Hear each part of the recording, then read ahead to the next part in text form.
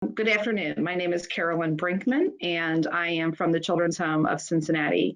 And excited to be here today to talk to you a little bit about ways to promote the wellness of children and families. And I'm going to be speaking to you about the Resilient Children and Families program and some of the strategies that we do to help create a space for healing for families, specifically families with young children. So the Resilient Children and Families program is a project of the Consortium of Resilient Young Children. The consortium has been in operation in Southwest Ohio for the past 14 years. And our focus really is on promoting the social emotional competency of young children and ensuring that the adults that care for them are social emotionally well as well, so that they are positioned to promote children's early learning and healthy development. The Resilient Children and Families program, which is a part of the consortium, which is funded by the Ohio Children's Trust Fund and the United Way of Greater Cincinnati, really is a two-generation approach.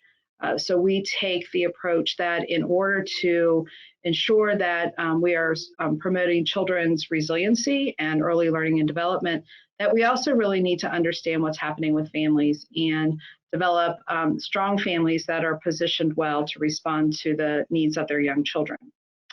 And we do that specifically by promoting the Strengthening Families Protective Factors framework, which is what I'm really going to spend most of my time talking to you guys about today. So when we think about child abuse neglect, or we think about risk factors that contribute to children not achieving positive outcomes, we look at that through multiple ways. So we certainly understand that risk factors can occur within a family system, can occur for the child or at a community level. So, we know that young children, for example, just simply because of their age, are more vulnerable to experience child abuse and neglect. We also know that conditions within the home, so if there's a trauma history, if there's a history of abuse, if there's a history of addiction, that there is also then greater risk for child abuse and neglect. And then we also know from the community that things like unemployment or poverty can also contribute to there being more incidences of child abuse and neglect. And to counteract these risk factors, when we think about child development, what we know is that for many children that experience abuse, that adversity and stress can really impact their healthy development. So when we think about children's typical development, so that for children who aren't experiencing any adversity and stress, a lot of their early development is focused on cognitive development, their language, also social emotional development in regards to how they manage feelings, form attachment with adults, really manage those relationships and learn how to just regulate the world.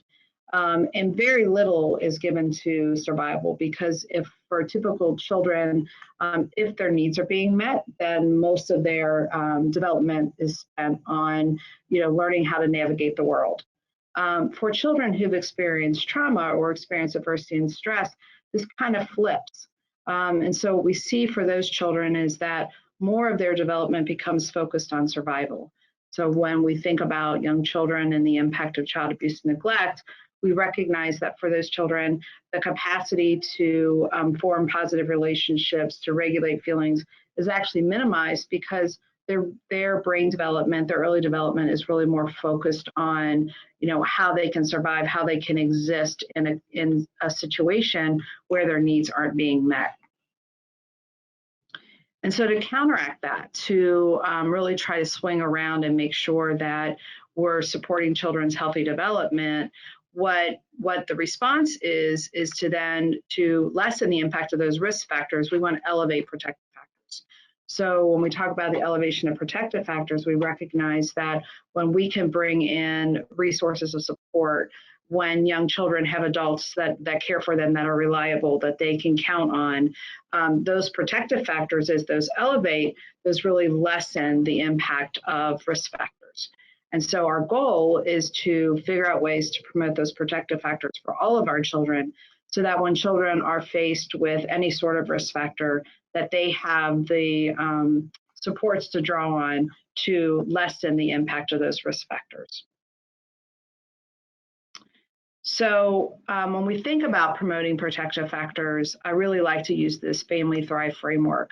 So the concept with the Family Thrive framework is that if we start with understanding a young family, so thinking about families that are just starting to have children, if we can come alongside those families and help support the promotion of protective factors, then as the family goes through their life cycle, as children then move into early childhood and through some of those experiences, the families will have the protective factors in place to really support their child's healthy development. And then as we swing down around and think about youth, it's kind of that same concept when we think about our young children or our youth, young adults. If those protective factors start to come into place, if we can figure out ways to promote those protective factors for them, then as they swing into later adulthood, they'll also have the positive networks of support, the resources, the connections that they need for their own healthy development.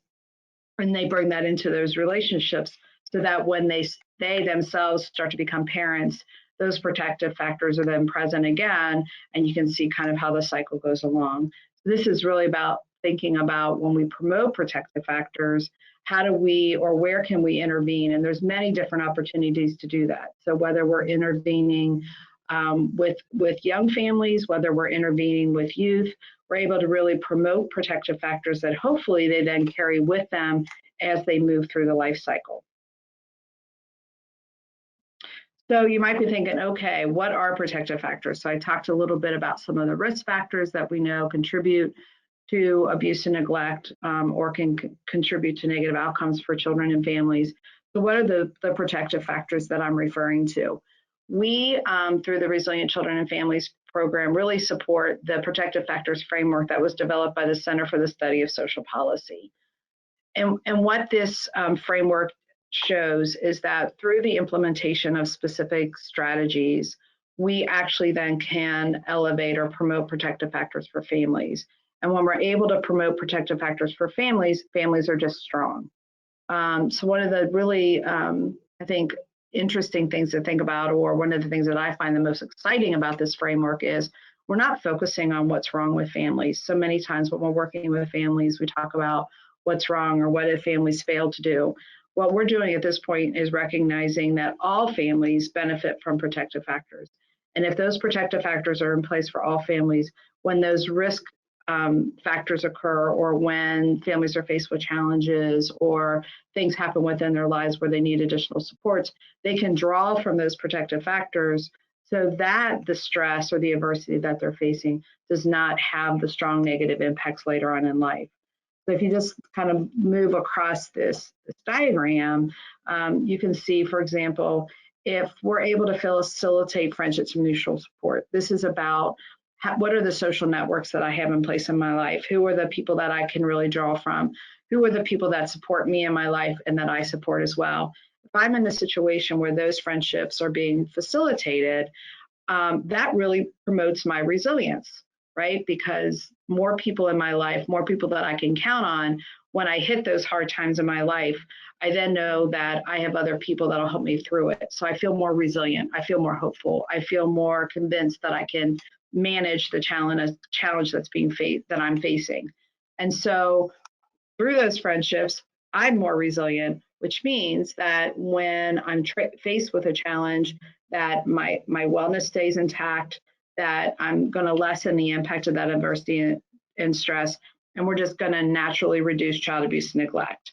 So the way the framework works is by deploying certain strategies around facilitating friendships and mutual support, how we strengthen our families, how we help respond to others who are in crisis, how we connect people to those important resources when they do hit those challenges. As we're able to do those things, then the protective factors are elevated and families are naturally strong and have the resources to get them through those tough times.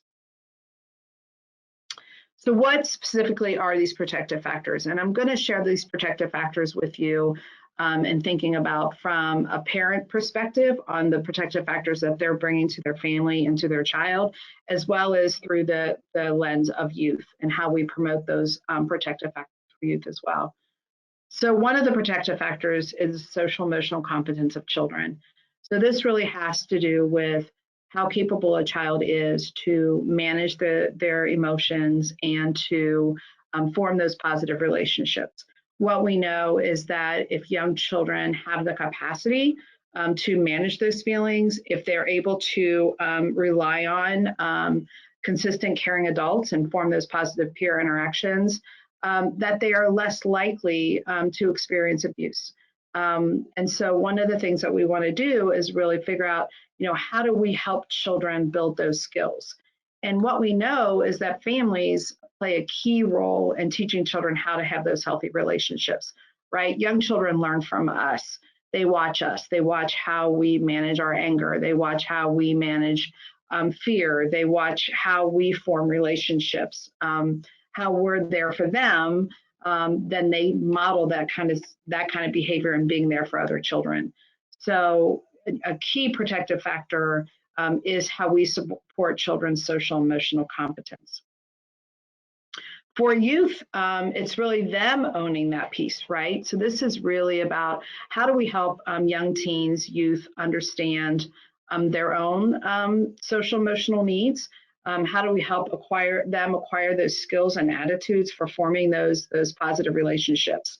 And how do we help our youth really learn how to communicate their thoughts and feelings so that they're getting their needs met? And so again, what we know is that, whenever stress happens in our lives, if we have the capacity to be able to reach out for help, if we understand our own feelings and how those feelings work and we're able to manage those feelings, we're able to handle those challenges more effectively. And so this is really about how do we come up alongside youth and make sure that we can help them build the capacity to manage sometimes very complex feelings when we start thinking about adolescence, and really form kind of that independent identity so that they can really have a productive and satisfying adulthood. The next protective factor is knowledge of parenting and child development. So in thinking about ways to support families or support parents, one of the things we know is that, children do not come with operating manuals, and what each child needs looks differently. And for parents, especially young parents, trying to navigate their child's early development can sometimes be tricky and sometimes overwhelming.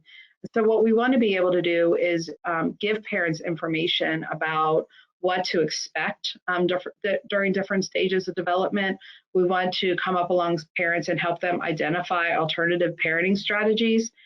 I mean, the reality is that parents learn to parent typically two ways, either from how they were parented or by trial and error, right? So any of us who have raised children know that you try it one way, and if that doesn't work, you try another way. So knowledge of parenting and child development is really what this protective factor is, helping families learn about their child's development and how their child learns and grows so that they can support that development and not always feel so lost in their efforts to do that. When it comes to youth, knowledge of adolescent development is really critical. So we were talking before, I shared before, the protective factor about youth developing social and emotional skills. A piece for adolescents is really understanding their own behavior and their own stages of maturity. So again, similar to what we want for our parents of young children, when we think about, how do they understand their child's development and how do they know what to expect or not expect, kind of the same concept here. It's really helping youth understand the science of their own development. So there's times that they're going to feel overwhelmed. There's times when they're going to feel very emotional. And that's typical parts of adolescent development. And so we want youth to really understand what to expect from their own development. And then, when there are times that they might need additional supports. And when is it okay to reach out for that assistance and guidance around their own development. Another protective factor that we often advance when looking at the wellness of children and families is concrete support in times of need. And this is certainly involves making sure that the families that we're supporting and working with are able to access critical needs, especially during those times that the families are in crisis. But another point of this, it's a little deeper. So I think sometimes when we think of concrete support and sometimes of need, we just think of access. We just think of what do families need to do in order to get a hold of those services or those supports.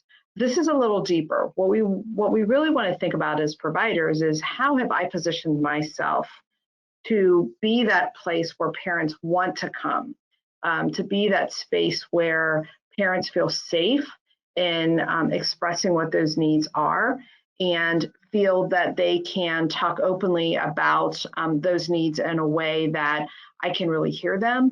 I am not judgmental about what their needs are or why they've ended up in the situation they're in. And I'm then able to connect them through a warm handoff to the kinds of services and supports that they need. And this is a really critical piece because for many families, especially sometimes when they're in crisis, a couple of things happen.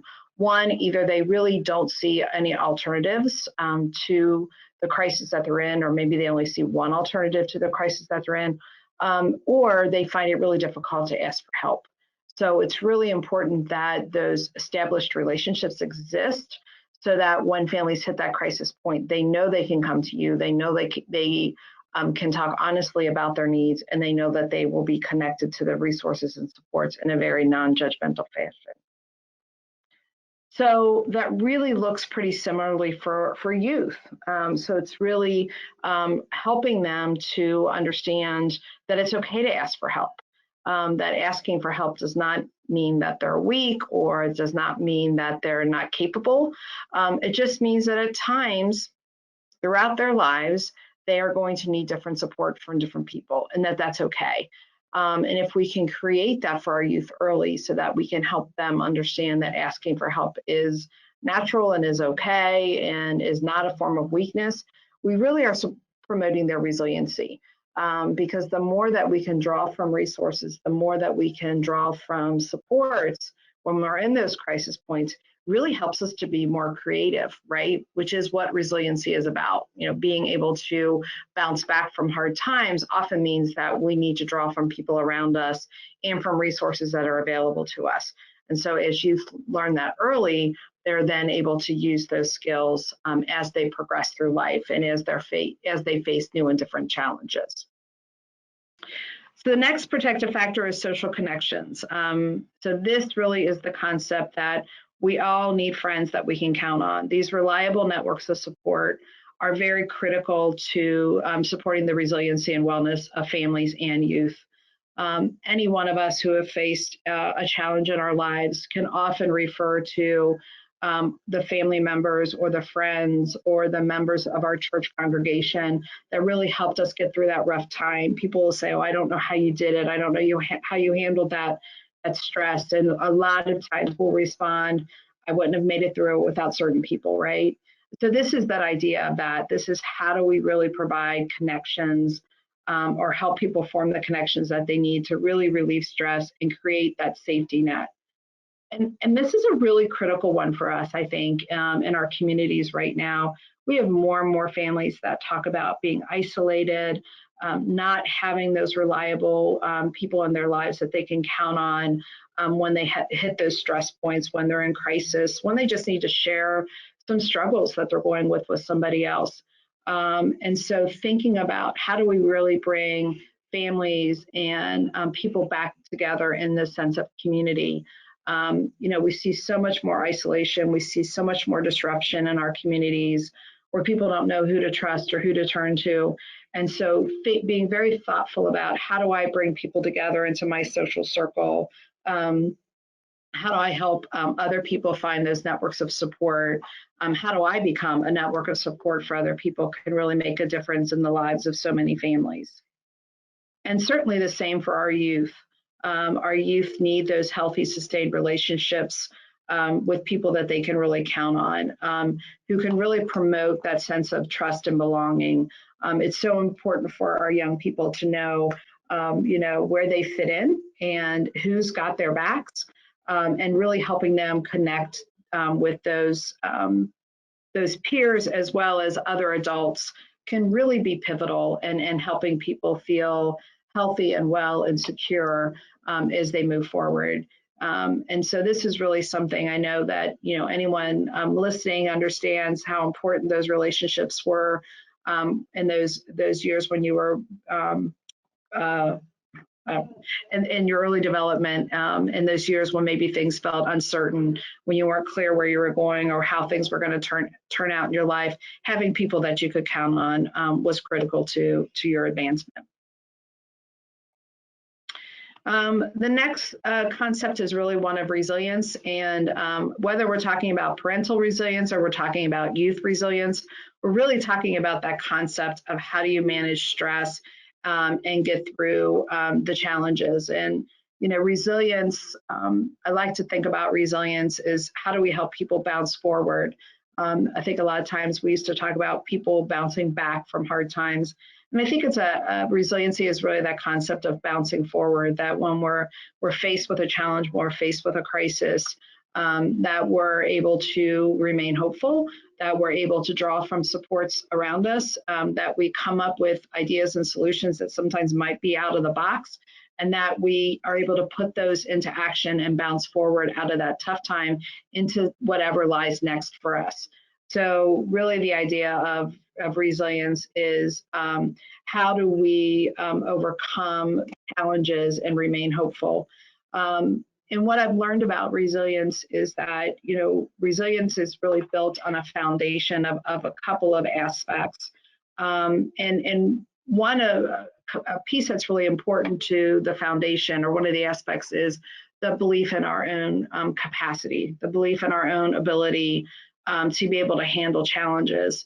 And so when we think about, well, gosh, where does that come from? You know, how did I learn to be resilient, or where did resiliency come from?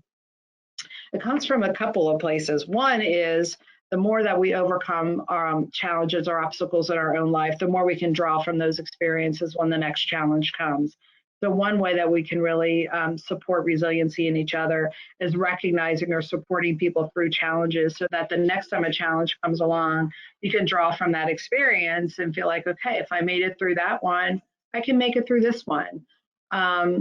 When you do that, when you experience that, then that builds your faith in yourself, right? Your belief in yourself that you have the capacity to overcome challenges.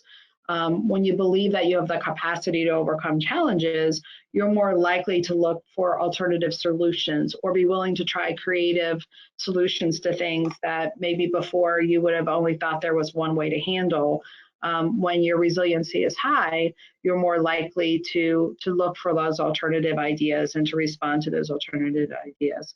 So one way we promote resiliency is really as simple as we overcome challenges, we build our own internal capacity to be able to handle more challenges as they come.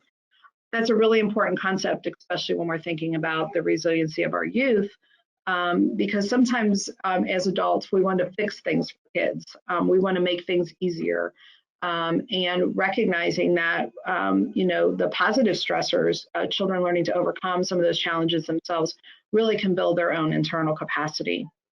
I think the other way that we really build resilience is really recognizing or thinking about kind of that self-talk concept. So there's times when we lose faith in ourselves, when we don't remain hopeful, where we don't think that things will ever get better. And as much as we can build that message within ourselves and support each other around the message that things will get better, that we will be able to get through this and come to another solution. I always believe, and one of the things I'll say is that, you know, I think resilient parents raise resilient children. And so when I think about my own life, you know, one of my dad's mantras was always, we'll figure it out. We'll figure it out. And I find as an adult now that I sound like my father, that there's many times when I'll say things like, well, we'll figure it out. And that is resiliency. That's a resiliency mantra.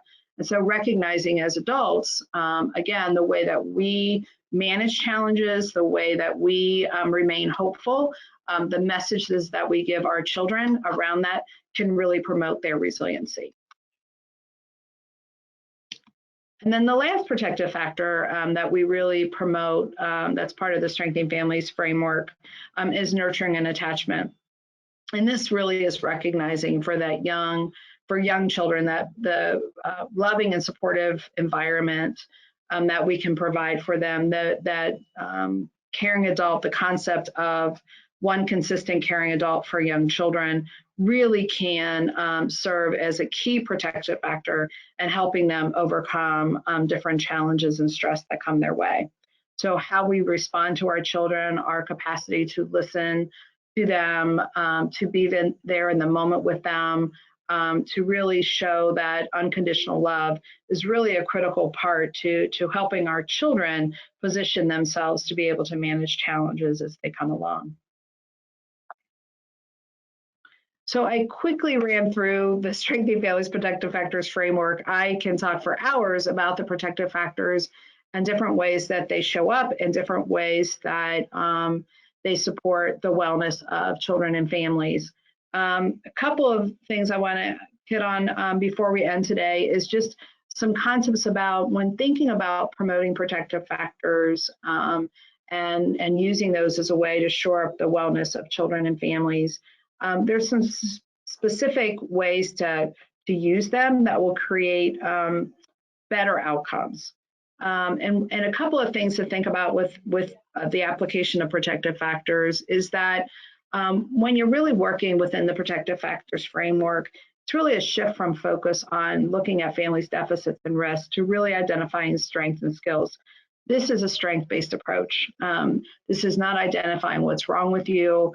This is not taking a look at, how have families fallen short or where have they failed to be successful. This is really recognizing that all families have strengths, all families have skills, and by bringing the protective factors up alongside families, we really help to strengthen their overall wellness. So it's really a shift in focus from what's wrong to what's right. I think also with protective factors with the framework, it's the idea that we want to shift the focus from families at risk to all families. So recognizing that what's awesome about these protective factors is they make sense for all of us. I think any parent would say, gosh, when I'm faced with a hard time, if I knew I had people I could count on, if I knew where to go when I was in a crisis, if I understood my child's development and what they needed from me, things would be a lot easier. So recognizing that all families benefit from protective factors, that this isn't about focusing again on those families that tend to need more help, but focusing on that all families can benefit from the protective factors is really a universal approach that really can improve outcomes for all of our families and all of our communities. And then the other thing is to recognize that to use the protective factors or promote the protective factors, that, if you looked at these protective factors with me, you saw, well, this wasn't anything earth-shattering, right? Certainly understanding child development, having people I can count on, knowing where to go for support makes complete sense. So this is not big shifts in the way that we work with each other or support each other. It's really the small, significant changes in our everyday actions. How do I reach out to a neighbor? I always talk about, when I was a kid growing up, my mom was the casserole queen. Everybody in the neighborhood got a casserole when something was going wrong. We don't do that as much as we used to. That's a simple everyday action that she took to show families that she was there for them.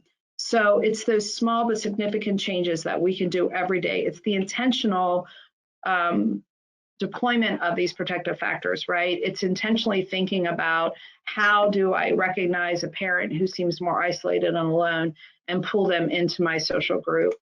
How do I have that conversation with a youth who's having a hard time to help them understand that what their experience is typical and that they're going to be okay, that they're going to make it through. And it's that slowing down to do those intentional everyday actions that can really promote the protective factors.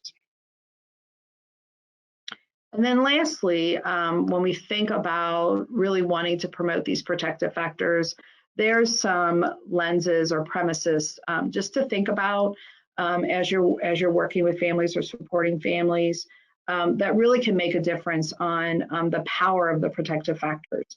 So I've broken these 6 concepts up into kind of 3 buckets.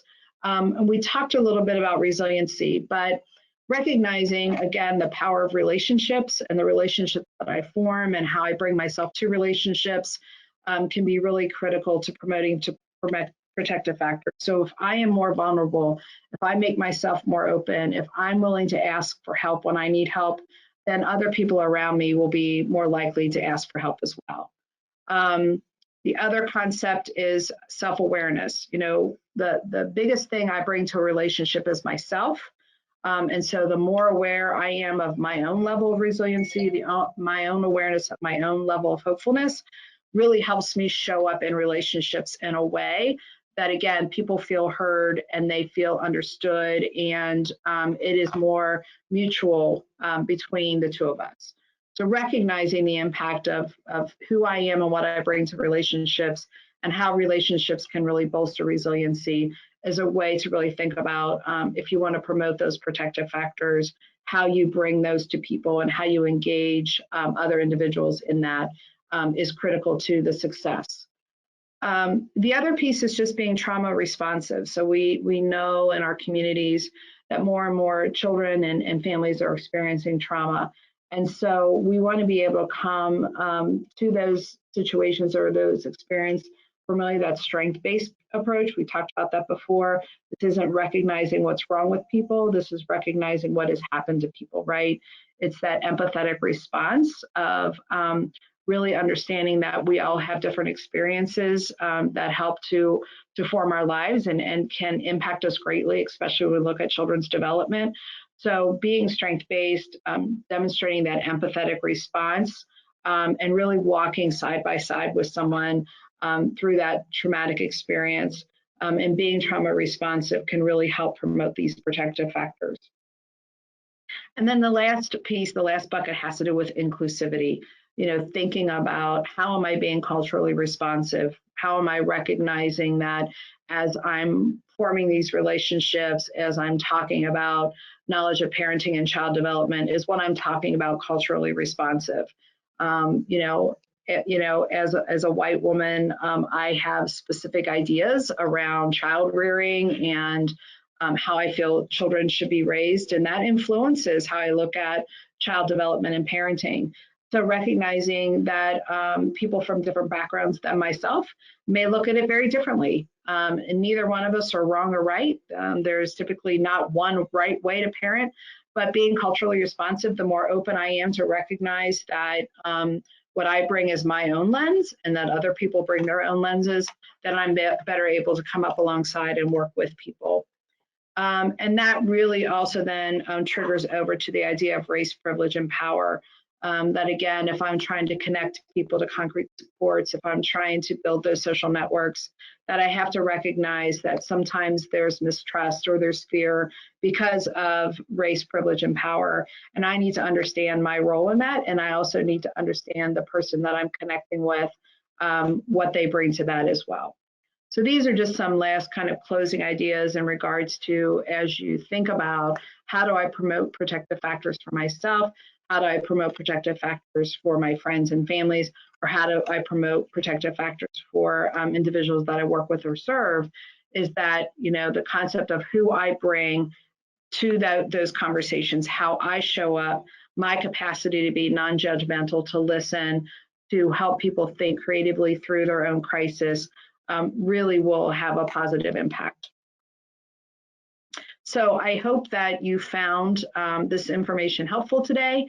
Again, I could talk about protective factors. We've been doing this work through the Resilient Children and Families Program for the past 14 years in Southwest Ohio, and really excited that I was able to share with you today some of the ways that we promote positive outcomes for children and their families.